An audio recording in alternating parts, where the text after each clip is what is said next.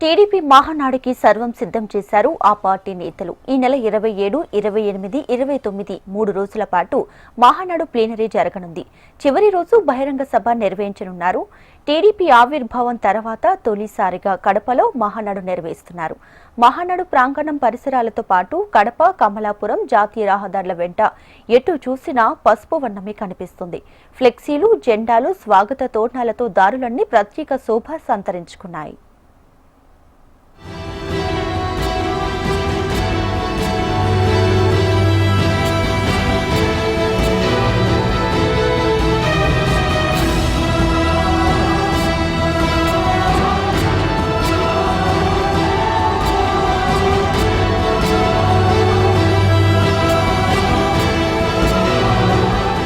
YSR Congress party కంచుకోటలో Telugu Desam party Mahanadu నిర్వహిస్తోంది.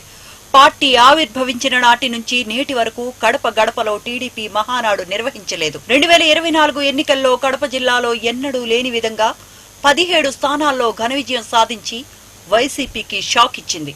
ఇదే ఉత్సాహంతో ఇప్పుడు తెలుగుదేశం పార్టీ మహానాడు నిర్వహించి తమ బల నిరూపణకు సిద్ధమైంది. టీడీపీ ఆవిర్భావం తర్వాత కడపలో మహానాడు నిర్వహించడం ఇదే మొదటిసారి కావటం ఓ ప్రత్యేకత కాగా, చంద్రబాబు 75 వసంతాలు పూర్తి చేసుకున్న నేపథ్యంలో జరుగుతున్న మహానాడు కావటం మరో ప్రత్యేకతగా తెలుగు తమ్ముళ్లు చెప్పుకుంటున్నారు.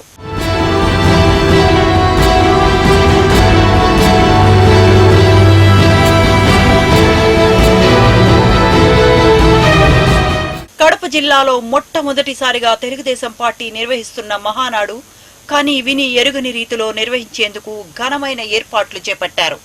కమలాపురం నియోజకవర్గం పరిధిలోని పబ్బాపురంలో ఇందుకోసం దాదాపు 150 ఎకరాల్లో మహానాడు ప్లీనరీ నిర్వహిస్తున్నారు. మహానాడుకు తరలివచ్చే పార్టీ శ్రేణులకు ఎలాంటి ఇబ్బందులు తలెత్తకుండా చర్యలు చేపట్టారు.